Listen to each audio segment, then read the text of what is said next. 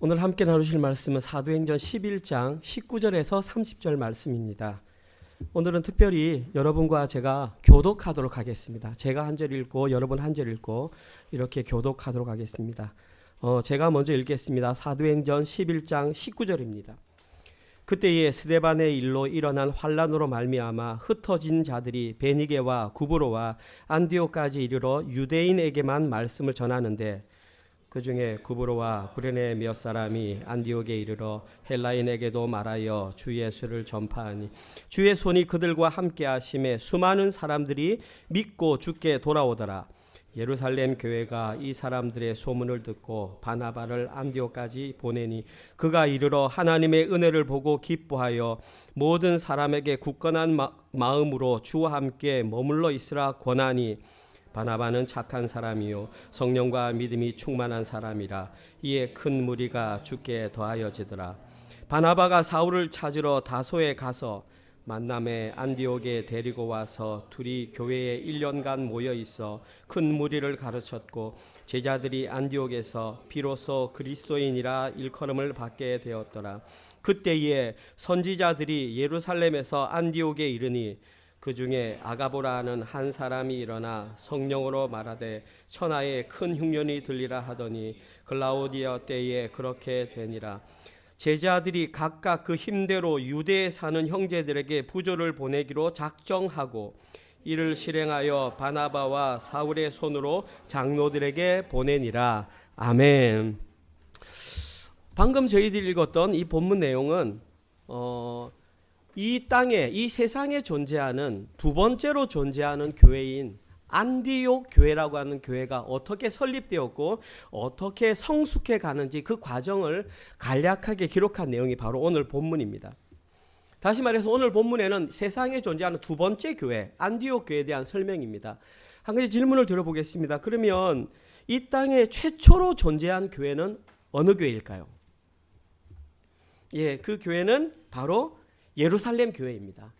예루살렘 교회는 12제자를 포함하여 120명의 사람들이 어떤 한 장소, 우리는 그곳을 보통 마가의 다락방이라고 생각을 합니다. 그 마가의 다락방에 모여서 열심히 기도하고 있을 때에 성령님이 강림하심으로 말미암아 그 장소가 인류 최초의 교회가 되었고 우리는 그곳을 예루살렘 교회다 그렇게 말합니다. 따라서 여러분들이 기억하셔야 할 것은 인류 최초의 교회는 예루살렘 교회이고 두 번째 교회는 안디옥 교회이다. 오늘 본문은 안디옥 교회에 관한 내용이 기록되어 있습니다. 그런데 첫 번째 예루살렘 교회가 설립되었을 때에는 아주 짧은 시간에 많은 자들이 주께로 돌아왔고 심지어 서로 물건을 나누어 쓰는 그것을 유무상통이라 그렇게 말합니다. 네 것 내 것 없이 서로 물건을 나누어 쓰는 너무나 천국 같은 그런 모습이 예루살렘 교회에서 실현되었습니다. 그런데 너무나 안타깝게도 예루살렘 교회는 너무나 갑작스럽게 흩어지게 되었습니다. 사도행전 8장 1절에 있는 내용입니다. 사울은 그가 죽임당함을 마땅히 여기더라. 저기에 기록된 그는 스데반입니다. 스데반이 죽임당함을 마땅히 여기더라. 그날에 예루살렘에 있는 교회에 큰 박해가 있어 사도 외에는 다 유대와 사마리아 모든 땅으로 흩어지니라. 지금 그 교회가 너무나 뜨겁고 열정적이어서 지금 당장이라도 하나님 나라가 이 땅에 임할 것처럼 예루살렘 교회가 풍성해졌었는데 갑자기 흩어지게 되었습니다. 오늘 본문에는 왜 흩어지게 되었다고 했습니까? 저기 보니까 큰 박해가 있었다고 그랬습니다. 그러니까 이유는 간단합니다. 거기에 큰 박해가 있었기 때문에 성도들이 흩어졌다. 표면적인 이유입니다. 여기에는 하나님의 놀라운 섭리가 숨겨져 있습니다. 나중에 설교 가운데 나아가 제가 말씀드리겠지만 사실은 우리끼리 좋으니까 똘똘 뭉쳐서 무엇인가를 해보자라는 것은 하나님의 의도가 아니었습니다. 하나님께서는 흩어서 주의 복음을 증거하는 것이 사도행전 1장 8절에서 너희는 온 유대와 사마리아와 땅끝까지 이르러 내 증인이 되리라는 그 말에 순종했었어야만 했습니다.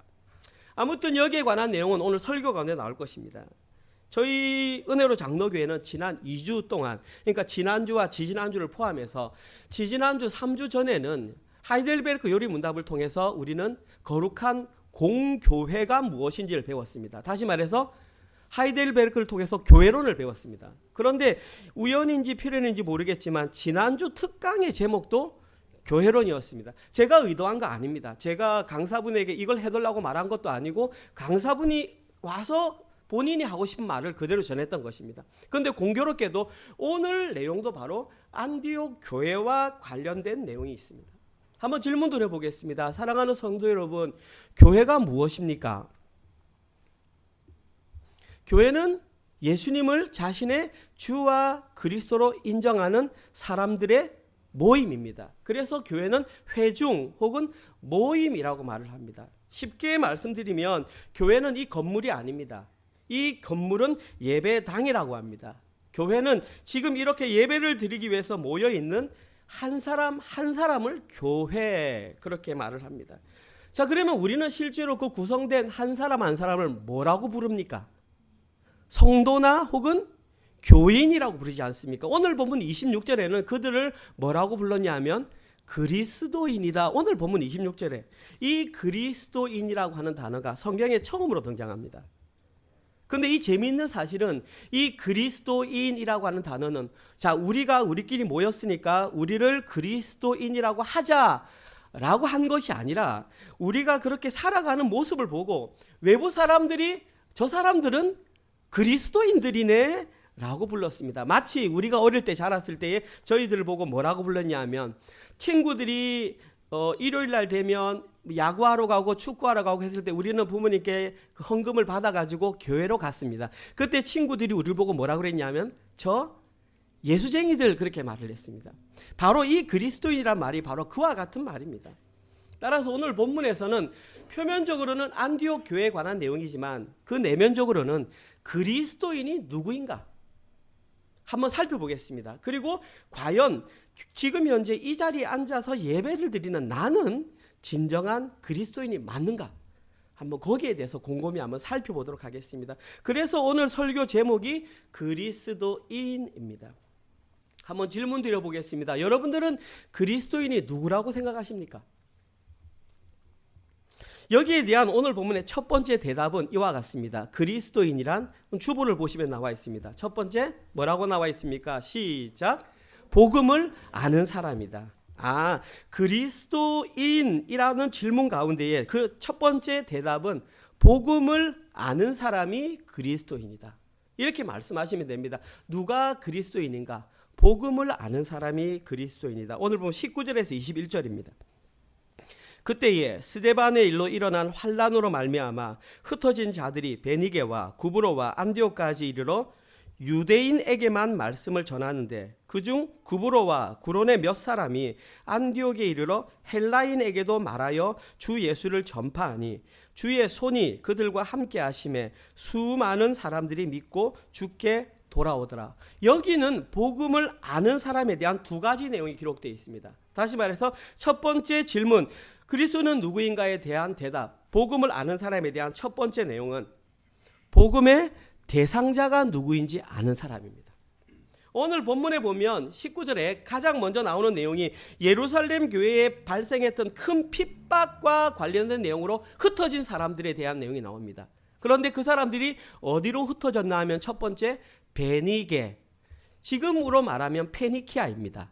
우리가 성경에서 알고 있는 두로와 시돈 지역, 무역이 상당히 발달했던 그 지역, 예루살렘에서 좀 위쪽에 있습니다. 그 지역으로 흩어졌고, 저기에 나오는 구브로라고 하는 것은 지금은 뭐라고 해야 되지? 제가 영어 이름을 잘 모르겠네. 그 사이프러스라 그러나? 그 섬나라입니다. 이쪽에 섬 지금 이렇게 있는 그 지역으로 갔고요. 그 다음에 마지막 세 번째가 어디였습니까? 안디옥에까지 이르렀습니다. 그런데 중요한 것은 이들이 거기에 가서 누구에게 복음을 전했냐 하면 유대인에게만 복음을 전했습니다. 자, 한번 생각해 보십시오. 예루살렘 교회에 속았던 사람들은 어떤 민족 사람들일까요? 당연히 유대인들입니다. 당연히 유대인들입니다. 그러니까 유대인들이 흩어졌으니까 복음을 전할 때 누구에게 전하겠습니까? 유대인에게만 전합니다. 왜냐하면 그들에게는 그런 고정관념이 있었습니다. 오직 우리만 선택받은 민족이기 때문에 이 복음도 선택받은 민족에게만 전해야 한다라는 고정관념이 있었기 때문에 이들은 유대인에게만 복음을 전했습니다. 근데 아까도 말씀드렸지만 이것은 사도행전 1장 8절에서 예수님께서 명령하신 내용과 반대되는 내용입니다. 하나님께서는 이 내용을 아셨기 때문에 사도행전 10장, 다시 말해서 지난주 우리가 묵상했던 수요일 본문에서 베드로를 통해서 누구를 방문하게 하셨냐면 고넬료라고 하는 로마 백부장, 순수한 이방인 헬라인을 만나도록 그렇게 하나님께서는 작정을 하셨던 것입니다. 그리고 바로 그 사람을 찾으러 간 것이 아니라 성령께서 루따를 가게 해서 루따에서 애니아라고 하는 한 남자 8년 동안 중풍병을 앓았던 사람의 병을 고치게 하셨고, 거기서부터 20km 떨어진 욥바라는 곳에 도르가라고 하는 아주 착한 여인이 있었는데 그 여인이 죽었다가 그 여인을 살려내는 기적을 바로 베드로가 했습니다. 그리고 그때의 베드로가 어디 있었냐면 무드장이 시몬이라고 하는 사람의 집에서 머물고 있었는데 갑자기 환상이 나타났습니다. 뭐라고 나타났냐면 여러분이 한번 들어보십시오. 아마 안 믿기실 것입니다. 이렇게 기도하는데 낮 12시가 되어서 베드로가 기도하는데 갑자기 하늘에서 보자기가 크다랗게 내려옵니다. 양쪽에 기둥이가 4개가 다 있는 내려옵니다. 근데 눈을 떠서 보니까 거기에 각종 그 4발 달린 짐승과 곤충들과 이런 것들이 있습니다. 이런 것들은 유대인이 먹지 못하는 부정한 음식입니다. 지금까지 베드로는 한 번도 그걸 안 먹었습니다. 그런데 음성이 들리기를 뭐라고 들리냐면 잡아 먹으라. 그러니까 베드로가 뭐라, 하나님 저희가 안 먹습니다. 이건 너무 불결한 것입니다. 그러니까 올라갔습니다. 다시 한 번 더 내려왔습니다. 그때 똑같이 잡아 먹으라 그랬습니다. 그랬더니 못 먹습니다. 이것이 3번이나 반복되었습니다. 하나님께서 왜 이런 일을 3번 반복하셨냐 하면 방금 저희들이 살펴보았듯이 이제는 복음의 대상자가 유대인에게만 한정되는 것이 아니라 이방인에게도 확정되었음을 베드로와 고넬료의 사건을 통해서 보여주셨던 것입니다. 다시 말해서 하나님께서 예루살렘 교회를 강제로 흩으신 이유는 이방인들에게도 복음을 증거하라고 하나님께서 강제로 흩으셨던 것입니다. 한 가지 의문을 가질 수 있습니다. 왜 베드로인가? 사실은 지금 7장 8장까지 주요한 인물로 등장하던 사람이 사도 바울입니다. 하늘에서 다메섹으로 가는 길에 빛이 와서 내가 예수다 해가지고 꼬꾸라진 사람은 사울이었습니다. 그러면 사울 이야기가 계속 진행되면 되는데 갑자기 베드로라는 사람이 등장해서 이 일을 진행했습니다. 왜 그랬을까요? 왜 다른 사람이 아니라 베드로가 이 일을 감당했을까요? 그 이유는 11장 1절에 사실 나와 있는데 뭐라고 나와 있냐면 베드로가 이 사건을 경험하고 예루살렘에 갔는데 나머지 11사도가 싸웁니다. 야 베드로, 너 이방인 집에 가가지고 밥 얻어 먹었다면서 너 그래도 되는 거야? 라고 했을 때 베드로가 나 안 그러려고 그랬다. 그런데 하나님께서 나를 그렇게 강압적으로 그렇게 하시는데 난 도저히 거부할 수가 없었다. 나는 하나님의 말씀에 순종했을 뿐이다. 만약에 이 사건을 베드로가 아닌 다른 사람이 진행했다면 아무도 믿지 않았을 것입니다. 그리고 다른 사람들은 거기에 수긍하지 못했을 것입니다. 이것조차 하나님께서 세미하게 준비하시고 세미하게 인도하신 하나님의 섭리이기 때문에 바로 베드로가 거기에 갔던 것입니다. 그런데 오늘 보면 20절에는 너무나 놀라운 일이 기록되어 있습니다. 20절. 그 중에 구브로는 아프리카 북쪽에 있는 리비아, 구브로와 구레네 사람, 구브로가 사이프러스고 구레네가 거기입니다. 몇 사람이 안디에게 이르러 헬라인에게도 복음을 전했다. 보십시오. 틀림없이 처음에 사람들은 유대인에게만 전했다고 했는데 저 사람들은 헬라인에게도 복음을 전했다는 것입니다. 성경에 안 나와 있기 때문에 저 사람들이 베드로와 고넬료의 사건을 알고 그렇게 했는지 아니면 자기들이 스스로 그렇게 했는지 저희들은 알 수 없습니다. 아무튼 그 사람들이 헬라인에게 복음을 전한 것은 하나님의 의도를 온전히 파악한 올바른 행동이었습니다. 하나님께서는 틀림없이 온 유대와 사마리아와 땅끝까지 이르러 내 증인이라고 말씀하셨고 이것을 사도 바울을 통해서 이렇게 확증해 주셨습니다. 갈라디아서 3장 27절 28절입니다. 누구든지 그리스도와 합하기 위하여 세례를 받은 자는 그리스도로 옷 입었느니라. 너희는 유대인이나 헬라인이나 종이나 자유인이나 남자나 여자나 다 그리스도 예수 안에서 하나니이다. 명확하게 나와 있습니다. 누구든지 그리스도와 합하기 위하여 세례를 받은 자는 그리스도로 옷 입었느니라. 여기에는 유대인이나 헬라인의 구분이 없고 종이나 자유인이나 구분이 없고 남자나 여자나 구분이 없다는 사실입니다. 그리스도를 믿으면 누구나 거기서는 하나라는 것입니다. 차별이 없다는 것입니다. 지금 이 시대의 교회를 얘기를 한다면 그 사람이 부자이거나 그 사람이 가난한 사람이거나 그 사람이 지위가 높은 사람이거나 그 사람이 낮은 사람이거나 그 사람이 어떤 민족이거나 그 사람이 예수 그리스도를 믿으면 그 사람은 바로 하나님 나라의 한 가족이라는 것입니다. 다시 말해서 쉽게 말하면 이 시대의 하나님 나라의 가족은 누구냐 하면 예수님을 자신의 주와 그리스도로 인정하는 모든 사람이 바로 하나님의 백성 한 가족이라는 것입니다. 그 사람은 누구든지 교회의 일원이 될 수 있다는 것입니다.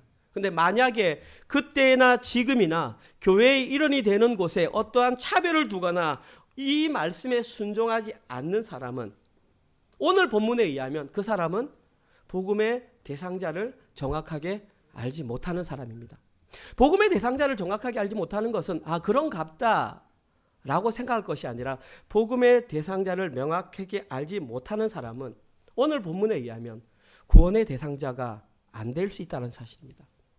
오늘 본문 내용은 무서운 내용입니다. 어떤 사람이 하나님 나라의 백성이 될 수 있는가라는, 좀 쉽게 말할까요? 어떤 사람이 천국에 갈 수 있는가를 규정하는 내용이 오늘 본문에 기록되어 있는 것입니다. 따라서 집중을 해야 합니다. 어떤 사람이 하나님 나라의 백성이 될 수 있는지, 이것이 바로 복음의 대상자를 올바로 아는 자들, 이것이 너무나 중요한 첫 번째 내용입니다. 계속해서 오늘 본문의 첫 번째 대답, 복음을 아는 사람의 두 번째 내용은 복음의 내용을 아는 사람입니다. 오늘 기록된 내용에는 복음의 메시지는 아주 짧고 강력하게 기록되어 있습니다. 오늘 보면 20절입니다. 그들은 전도하는데 어떤 내용을 전했는지 한번 보십시오. 제가 읽어볼게요. 그 중에 구브로와 구레네 몇 사람이 안디옥에 이르러 헬라인에게도 말하여 주 예수를 전파하니, 그들이 헬라인에게 전했던 것은 단 세 글자입니다. 뭐냐 하면은 주 예수, 세 글자 전파했습니다. 물론 그 다음 절에 보면 왜 많은 사람이 주께 돌아왔느냐, 성경은 이렇게 말하고 있습니다.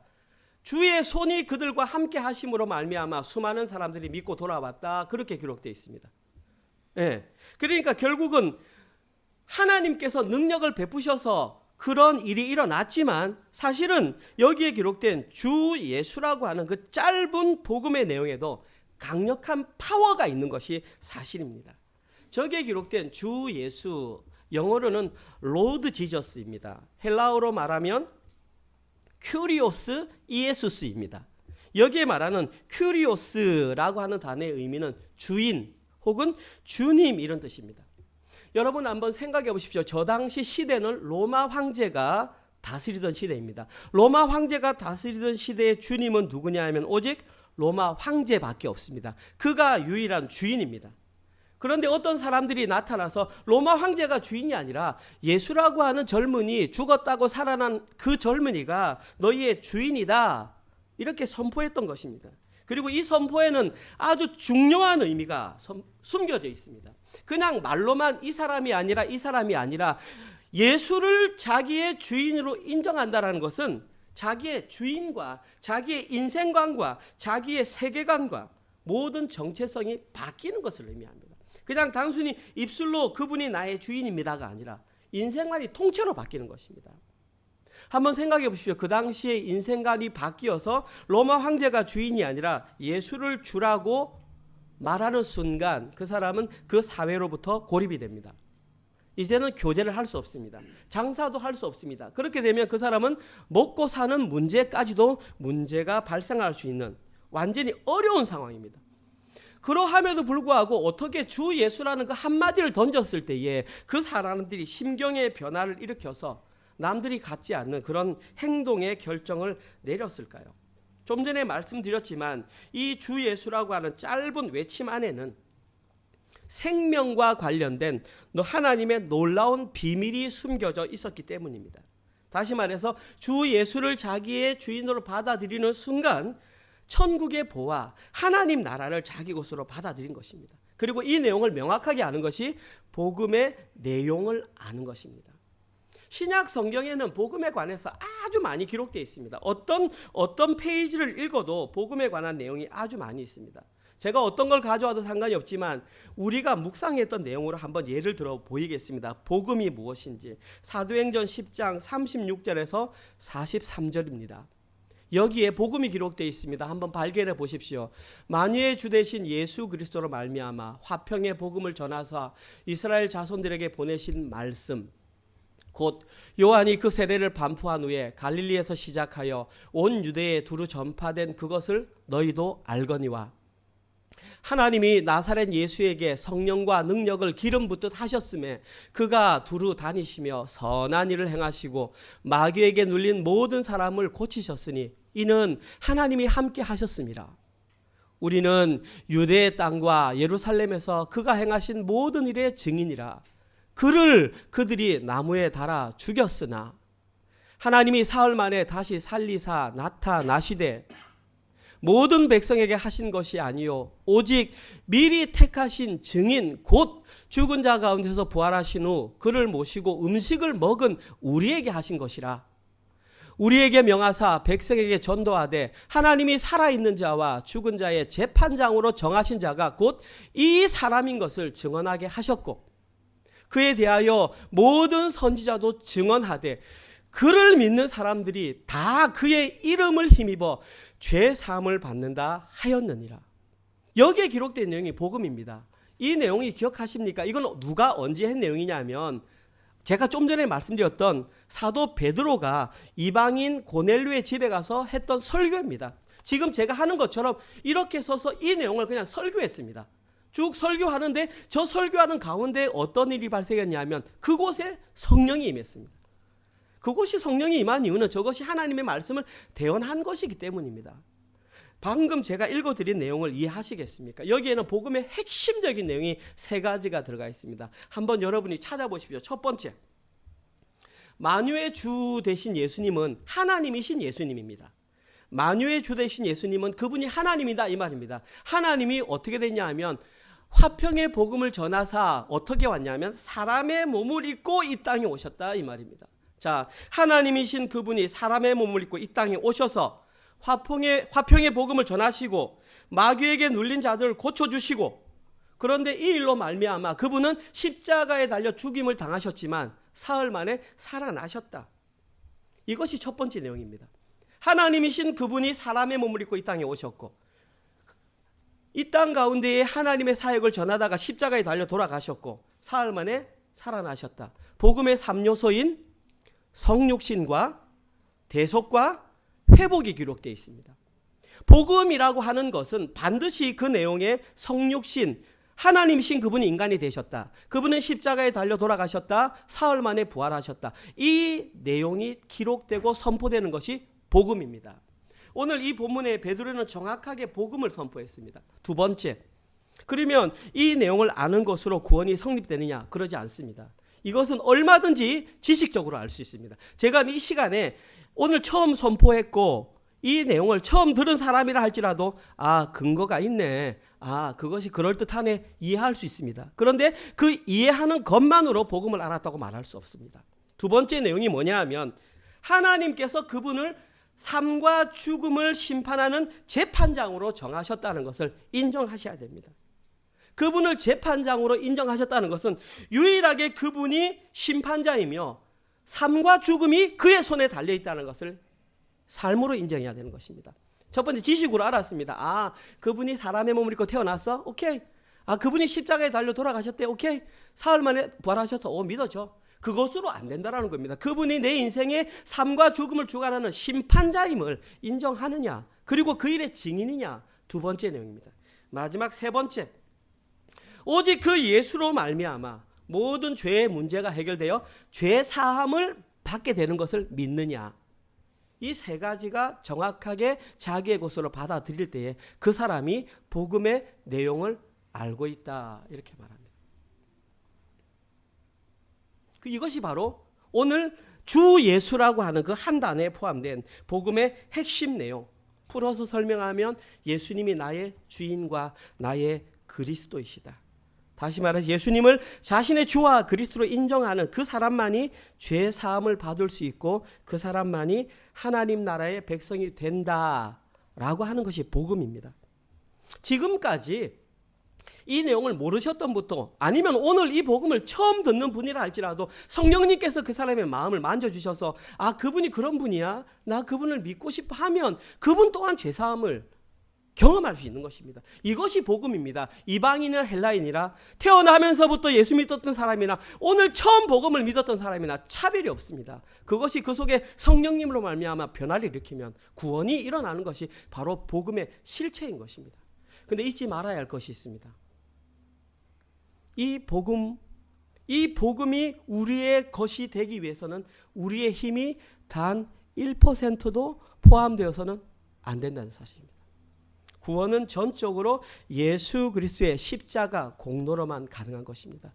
그 이후에 일어난 선행이나 그 이후에 일어난 봉사나 그것은 구원받은 자로서 하나님께 드러내는 것이지 내가 구원받기 위해서 선행을 하고 공로를 하고 어떤 일을 하는 것은 우리의 구원에 단 1%도 도움이 안 된다는 것을 명확하게 아셔야 구원에 대한 감사와 교만해지지 않을 수 있다는 것입니다. 그리고 이것을 인정하는 것이 바로 복음의 내용을 바로 아는 것. 첫 번째, 그리스도인은 누구인가? 복음을 아는 사람.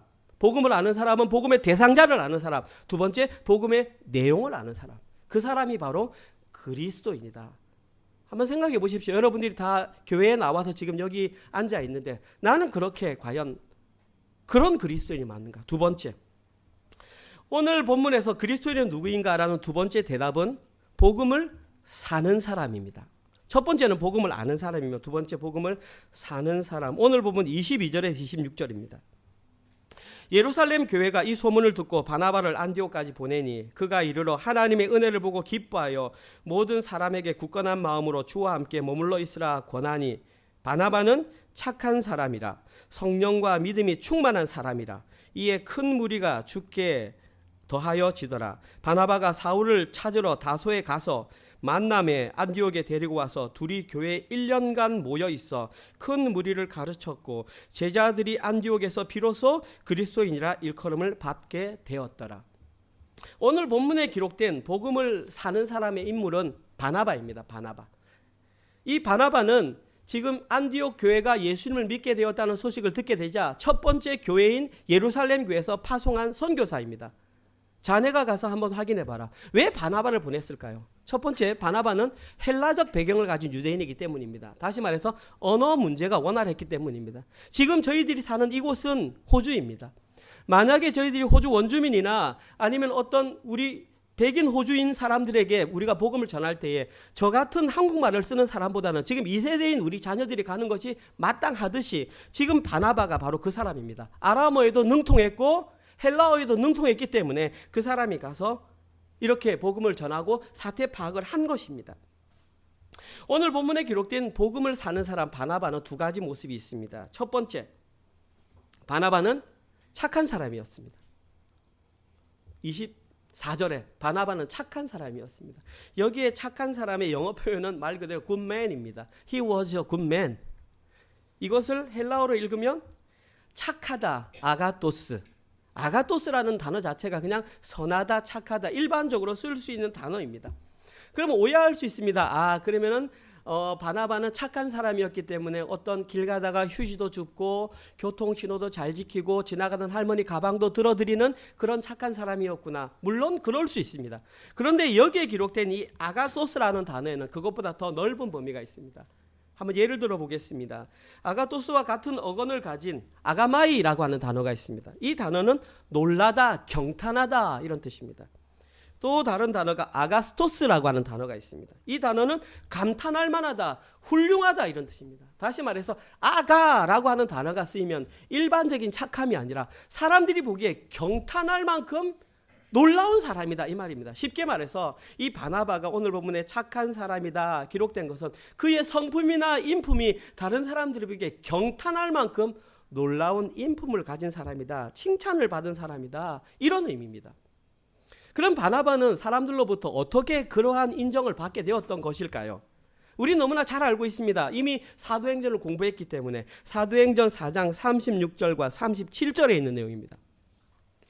구브로에서 난 레위족 사람이 있으니 이름은 요셉이라 바나바입니다. 사도들이 일컬어 그를 바나바라 번역하면 위로의 아들이라 하니 그가 밭이 있음에 팔아 그 값을 가지고 사도들의 발 앞에 두니라. 성령 충만이 있은 후 바로 직후에 있었던 내용입니다. 자, 바나바는 성령 충만을 경험한 이후 예수님의 제자가 된 이후에 지금 주변에 어려움을 겪는 사람들을 발견하자 구브로에 있던 자기 밭을 다 팔아가지고 그 돈을 아무 망설임 없이 사도들의 발 앞에 내려놓았습니다. 결코 쉽지 않은 행동입니다. 그러니까 이거 돈 바쳤기 때문에 칭찬받았구나. 그것이 아니라 그의 마음속에는 긍휼의 마음이 있었다는 것입니다. 어렵고 힘든 사람들에게 혼자 두는 것이 아니라 그들에게 기꺼이 헌신할 수 있는 그 마음, 그것이 복음을 아는 사람의 마음이며 바나바가 바로 그러한 삶을 살았기 때문에 주변 사람들로부터 착한 사람, 인품이 좋은 사람이라는 평가를 받게 되었던 것입니다. 그런데 성경을 읽다 보니까 아주 재미난 또 다른 요셉이라는 사람이 이와 비슷한 평가를 받은 적이 있더라고요. 누가복음 23장 50절에서 52절입니다. 공회의원으로 선하고 의로운 요셉, 바나바의 본명이 뭐였습니까? 요셉. 이 사람도 요셉, 두 명의 요셉이죠. 라는 사람이 있으니 그들의 결의와 행사에 찬성하지 아니한지라. 그는 유대인의 동네 아리마대 사람이요 하나님의 나라를 기다리는 자라. 그러니까 이 사람은 요셉인데 어떤 사람이냐 하면 아리마대 지역에 있는 사람. 그가 어떤 일을 했냐 하면 이런 일을 했습니다. 52절. 그가 빌라도에게 가서 예수의 시체를 달라고 하니. 지금 여기에 등장하는 사람의 이름도 요셉인데 이 사람은 아리마대 사람이었는데 직업이 뭐였냐 하면 사내들인 공의회 의원이었습니다. 사내들인 공의회 의원을 지금 말로 하면 국회의원보다도 더 높은 사람입니다. 그 당시에 사내들인 공의회는 70명에서 72명으로 구성된 사회 지도층 인사였습니다. 근데 이 사람이 바로 그 사람이었는데 뭐라고 평가했냐면 선하고 의로운 사람이다. 저기에 선하다라는 단어가 아가토스입니다. 아까 바나바에게 쓰였던 그 단어와 동일합니다. 근데 무슨 일을 했냐 하면 예수님이 십자가에 달려 죽으시자 자기가 묻히려고 했던 무덤을 그 무덤에 예수님을 안치했던 사람입니다. 뭐 그럴 수도 있겠구나 생각하겠지만 사실 그렇지 않습니다. 자기가 빌라도에게 찾아가서 예수님의 시체를 달라고 하는 것은 자기가 가졌던 모든 명예를 포기하겠다라는 선언입니다. 다시 말해서 바나바라는 요셉과 아리마대의 요셉이라는 사람의 공통점은 복음을 사는 자였는데 어떤 복음을 살았냐 하면 아까 말씀드렸던 나의 주인이 바뀌었다라는 것을 삶으로 공포하는 사람들이었습니다. 바나바는 사람들이 목숨처럼 아끼는 그 물질의 주인이 내가 아니라는 것을 삶으로 증명해서 소유에 대한 포기로 드러냈습니다. 아리마대 사람 요셉은 사람들이 그토록 갖기를 원하는 명예가 나의 주인이 아니라 예수님이 나의 주인이라는 것을 명예를 포기하는 모습으로 그렇게 살았던 사람이 바로 아리마대 요셉이었습니다. 이처럼 복음을 알고 복음을 살아내는 사람은 자신의 실제 삶에서 반드시 주인이 바뀌었다라는 것이 모습으로 드러나게 되어 있습니다.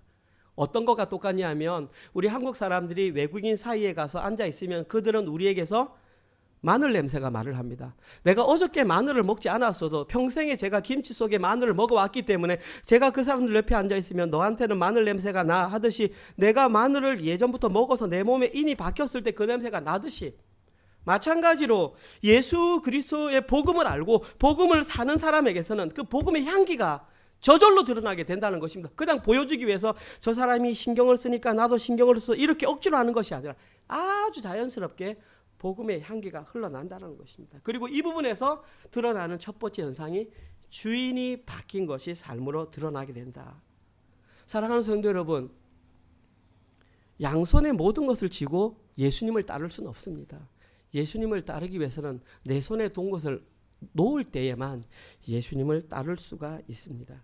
계속해서 복음을 살았던 바나바의 두 번째 모습은 바로 뒤에 나와 있는 성령과 믿음이 충만한 사람이었습니다. 첫 번째는 착한 사람, 두 번째는 성령과 믿음이 충만한 사람. 성령이 충만한 것은 알겠어요. 믿음이 충만하다는 것이 뭘까요? 나 오늘부터 믿기로 했어. 결심했어. 나는 신념이 있는 사람이야. 그 믿음을 말하는 것이 아닙니다. 저기 믿음이라는 것은 피스티스입니다. 피스티스를 영어로 번역하면 faithfulness입니다. 신실함, 성실함, 특별히 하나님의 신실함입니다. 하나님의 신실함이 그에게서 차고 넘쳤을 때에 그 사람이 바로 복음을 사는 사람이 된다라는 것입니다. 그리고 저기에 기록된 충만하다, 이 말은 흘러 넘쳐서 철철 넘치다. 지금 오늘 본문에서는 바나바에게서는 성령과 하나님에 대한 신실함이 흘러 넘쳐서 다른 사람들이 보기에도 너무나 다른 사람을 살고 있다라고 그렇게 표현한 것입니다. 마찬가지입니다. 저희들은 이 내용을 보면서 한 사람의 인물을 떠올려야 합니다. 왜냐하면 2주 전에 저희들이 이와 똑같은 내용을 살펴보았기 때문입니다. 사도행전 6장 5절입니다. 온 무리가 이 말을 기뻐하여, 보십시오. 믿음, 피스티스, 성령이 충만한 사람 스데반과, 저기 이 내용이 7집사에게 해당되는 것이 아니라 스데반에게만 해당된다고 제가 2주 전에 분명하게 말씀드렸습니다. 다시 말해서 스데반에게는 믿음과 성령이 충만해서 흘러 넘쳤다, 그렇게 말하고 있습니다. 믿음과 성령이 충만하게 흘러 넘쳤던 스데반은 잡혀가서 공회원들 앞에서 설교를 할 때에 아주 당당하게 복음을 말했습니다. 왜냐하면 그의 마음속에서는 하나님의 신실함이 가득 차서 넘쳤기 때문입니다. 주체할 수가 없었습니다. 결론 부분에서 뭐라고 말했느냐? 이스라엘 백성들 향하여 목이 곧고 마음과 귀에 할례받지 못한 자들아, 너희들은 천사들이 전해준 율법을 지키지 않았다 라고 말하면서 그들의 믿음 없음을 신랄하게 책망했습니다. 쉽게 말하면 이것입니다. 지금 당장 복음을 받아들이지 않으면 너희들에게는 구원의 기회가 없다 라고 이렇게 복음의 메시지를 선포했던 것입니다. 그들에게는 최후 통첩 경고의 메시지였습니다. 어쩌면 누군가에게 오늘 설교가 마지막 경고의 메시지가 될 수 있습니다. 오늘 죄사함을 받지 않으면 다시는 돌이킬 수 있는 기회가 없을 수도 있습니다. 이 복음을 들을 수 있는 기회가 없을 수도 있습니다. 스데반은 아마 이것을 외쳤을 때에 자기가 어떤 결과를 당하게 될지, 스데반은 돌을 맞아 죽었습니다. 알고 있었다고 저는 확신합니다. 자기의 죽음이 어떠할 줄 알지만 그 성령과 하나님에 대한 신실함이 차고 넘치는 것을 주체할 수 없었기 때문에 그는 멈추지 않고 내가 눈을 열어 하나님 우편에 서 계신 예수님을 바라본다 라는 말을 하다가 돌에 맞아 죽었습니다. 스데반이 이렇게 했던 이유는 두려움의 문제를 해결할 수 있었기 때문입니다. 다시 말해서 복음을 사는 자의 가장 큰 특징 중에 하나가 바로 두려움의 문제를 극복한다는 것입니다. 이것은 반대로 똑같이 적용됩니다. 내가 과도하게 두려움이 많다. 그러면 나에게 믿음과 성령 충만이 흘러넘치지 못하지는 않는가 살펴볼 필요가 있습니다. 이것은 제가 여러분에게만 드릴 말씀이 아니라 지난주 제가 경험했던 내용입니다. 어떤 소식을 듣게 되었는데 그 소식을 듣는 순간 제 마음이 낙심이 되면서 굉장히 다운이 되었습니다. 그러면서 내 마음속에 두려움이 물밀듯이 일어나는 것입니다. 왜 이럴까? 왜 이럴까? 설교를 준비하면서 그 해답을 알았습니다. 제게 하나님의 신실함이 점점 소멸되기 때문에 반대급부적으로 두려움이라는 것이 제 속에 차고 넘치는 걸 알게 되었습니다. 이것은 여러분들 향한 얘기가 아니라 저 자신에게도 동일하게 해당되는 내용입니다. 이와 마찬가지로 오늘 본문에서 성령과 믿음이 충만한 인물이었던 바나바 역시 주변의 시선을 두려워하지 않았습니다. 그 증거가 뭐냐 하면 오늘 본문에 기록된 것처럼 안디옥 교회가 급성장하자 동역자가 필요했습니다. 그래서 이 바나바는 누구에게 갔냐 하면 다소에서 12년 동안 칩거하고 있던, 지금 다소의 사도 바울은 예수님을 만난 이후 12년 동안 이걸 뭐라 그러죠? 혼자서 칼을 갈았습니다. 복음에 대한 12년이 찼을 때에 지금 바나바가 찾아가서 그를 데리고 왔습니다. 그런데 여기에는 굉장히 놀라운 어려운 문제가 두 가지 있습니다. 첫 번째, 지금 안디옥에서 다소로 가는 데는 실제적으로 거리를 추산해 보니까 226km가 떨어져 있습니다. 그 당시에는 교통수단이 좋지 못했기 때문에 걸어서 가야 되는데 남자의 빠른 걸음으로 걸어가도 10일 이상은 좋게 걸리는 거리를 달려가서 그를 만나서 데려올 정도로 명확한 어떤 그에 대한 믿음, 신뢰가 있었다라는 것입니다. 두 번째로 사도 바울을 데려오는 데한 어려움이 있었던 이유는 주변의 모든 사람들이 사도 바울을 부정했고 두려워했기 때문입니다. 왜냐하면 그 전에 사도 바울이 예수님을 신실하게 믿는 자를 잡아 가두는 자의 책임자였기 때문입니다. 그래서 아무도 사도 바울과 교제를 하려고 하지 않았는데 이 모든 장벽을 허물고 바나바는 모든 것을 개의치 않고 사도 바울을 데리고 왔습니다. 자, 그러면 바나바는 왜 이렇게 과감한 행동을 했던 것일까요? 제가 좀 전에 대답을 드렸습니다. 그에게는 성령과 믿음이 충만함으로 주변의 시선을 극복할 수 있는 두려움을 극복한 믿음이 있었기 때문입니다.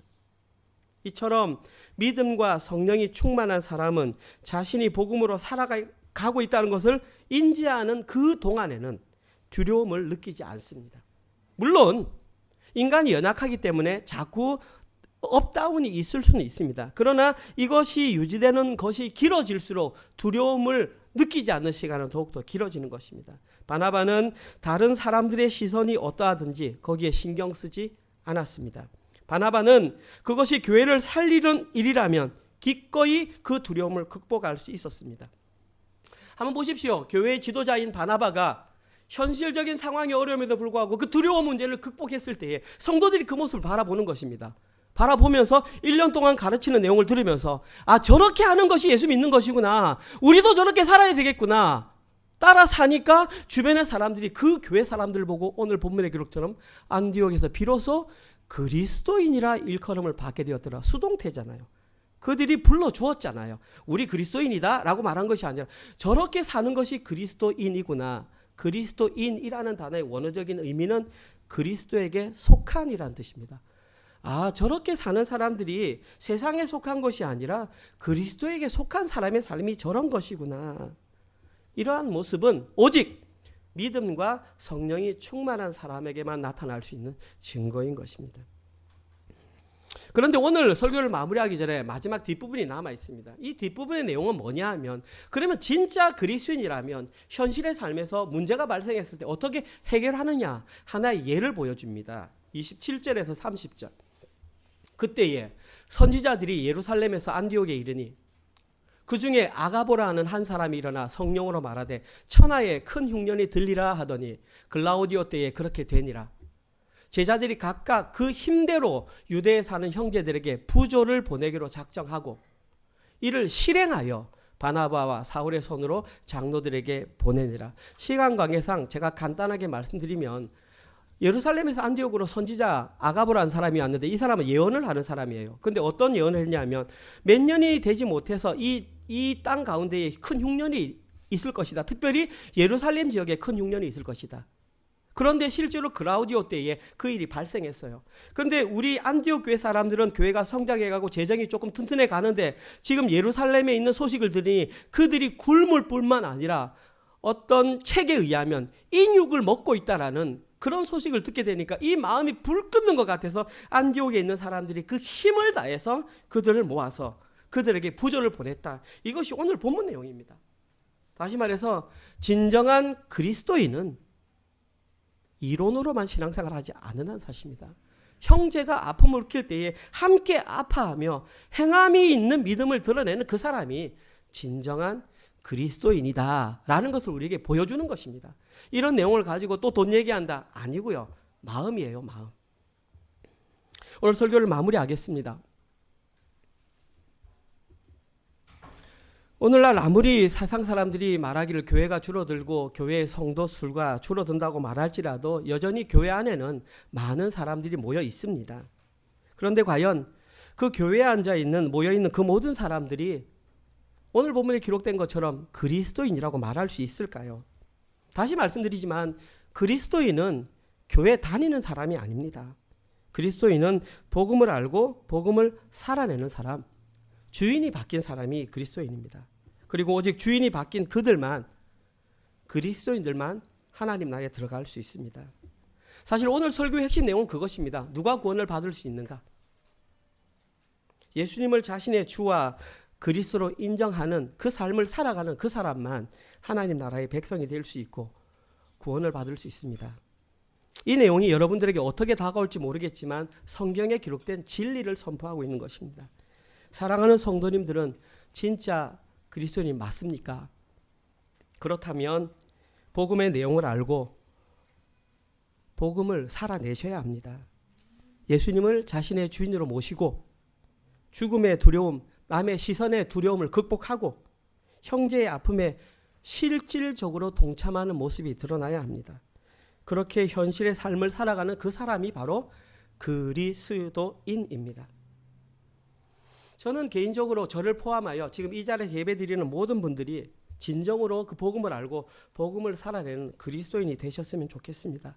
저는 그 일을 위해서 제가 이 자리에 보내졌다고 생각합니다. 그리고 이 일이 완성되면 저는 이 자리를 물러나는 것이 마땅하다고 생각합니다. 여러분이 너무나 잘 아시는 것처럼 특별히 우리 가족들은 더 잘 아시겠지만 전 연약하고 부족한 사람입니다. 말 실수도 많고 생각도 부족해서 실수도 많이 합니다.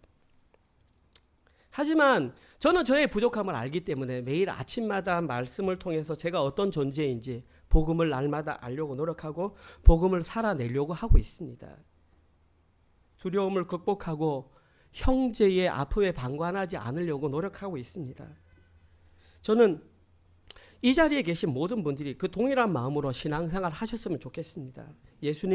예수님이 자기의 왕이고 자기의 주인이고 자신의 그리스도를 인정하면서 주님의 뜻대로 살아가겠다고 날마다 말씀을 통해 묵상하는 그런 분들이 되셨으면 좋겠습니다. 그리하여서 진짜 이 시드니 지역에도 그리스도인이라고 하는 존재들이 살아서 신앙생활을 하는구나, 그것을 우리의 삶으로 보여주는 그런 교회가 되기를 주님의 이름으로 축원드립니다. 아멘.